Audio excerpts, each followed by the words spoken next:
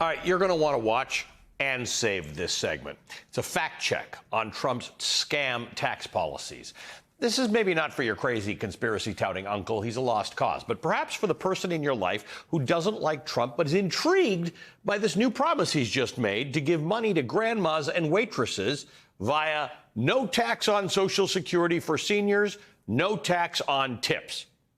Ah, yes, the all-caps, no specifics policy. It seems legit.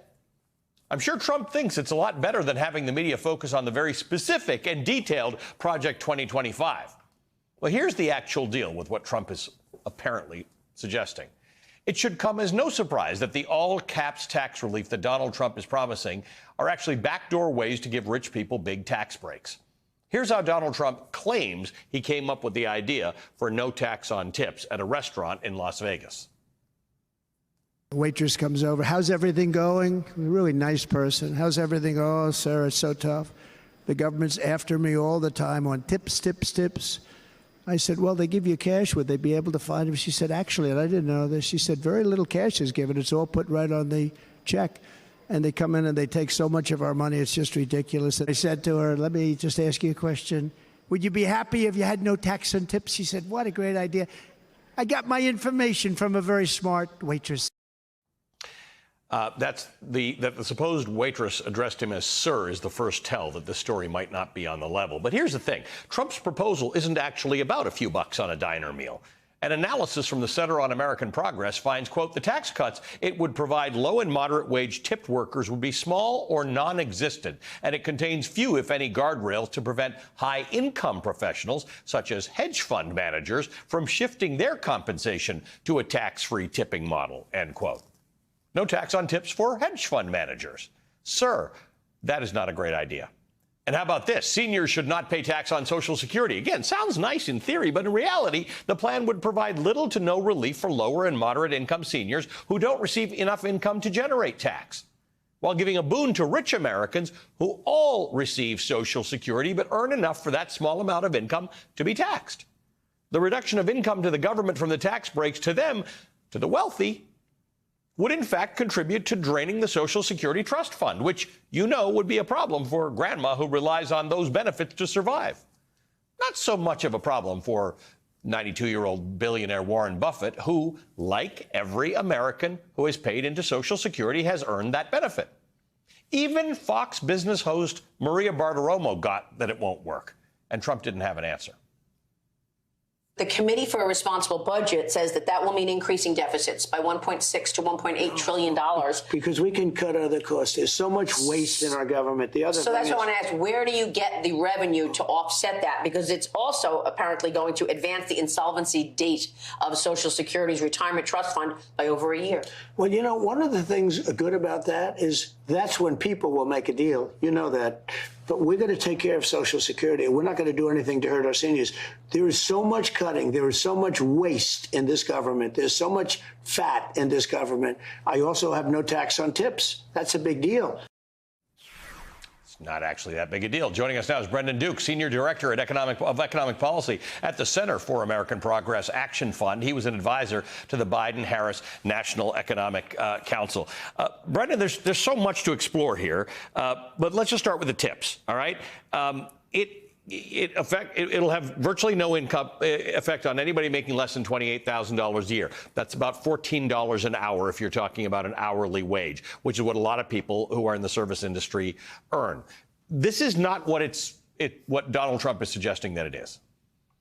No. It is the Trump University of tax plans. That's the best way to put it. Trump wine, Trump steaks, take your pick, right? So Ted Cruz took Donald Trump's idea, ran with it, turned it into legislation. And when you look at it, it just doesn't make any sense. So as you said, the problem is tipped workers just don't make much money. So they don't pay that much in income taxes. So over a third of tipped workers don't pay $1 in income taxes, so don't get $1 of tax cut. Some of them would get their child tax credit cut. So as you were saying, let's take a married couple, makes $28,000, one's a waiter, one's a student, $0 of tax cut from this, because they just don't make enough money to get a tax cut. Vice President Harris, on the other hand, does have a plan to cut their taxes. She would cut their taxes by $600 by increasing the earned income tax credit. I think Donald Trump was already president. We know what his tax policy is. It's tax cuts for the wealthy, pennies for the low and middle income families. But let's also be clear, the tax cuts for the wealthy did not have the trickle-down effect, right? Nothing has the trickle-down effect anymore. It's just not true. So it just ended up, Maria Bartiromo had it right. It ends up just increasing the deficit, which then is an excuse to cut more benefits to people who need them. Yeah, absolutely. Or I think what's actually crazy and hasn't gotten enough attention is Donald Trump's talking about extending his tax cuts for the wealthy, but this time he's going to pay for it with a 10% tax on every imported good coming into the country, groceries, clothing, basically everything you buy at Walmart and Amazon costs a typical family $2,600, wipes up every tax cut that they get that he's promising. It's just a scam. It's Trump University all over again. Interesting when Bartiromo asked him about the effect on Social Security, the Social Security Trust Fund, the idea that it'll extend or it'll shorten by a period the time in which that could run out of money. He said, "We'll take care of it. We'll fix it." That was an opportunity for him to say how he would fix it and not actually harm it. And this is the answer. This is the policy answer. We'll fix it. Yeah, absolutely. Again, he's kind of a con artist. We're just seeing it all over again. This is a $1.5 trillion cut to Social Security and Medicare. Medicare also gets the revenue. So it also means cuts to Medicare benefits. It pushes forward the date that these automatic cuts happen and increases the severity of the projected cuts to Social Security and Medicare. This is not a tax cut. This is a cut to Social Security and Medicare benefits. What is this thing about the fact that people can recharacterize how they earn money and very wealthy people might be able to take advantage of this as opposed to servers at restaurants? Yeah, sure. So the Cruz's bill is not very well written.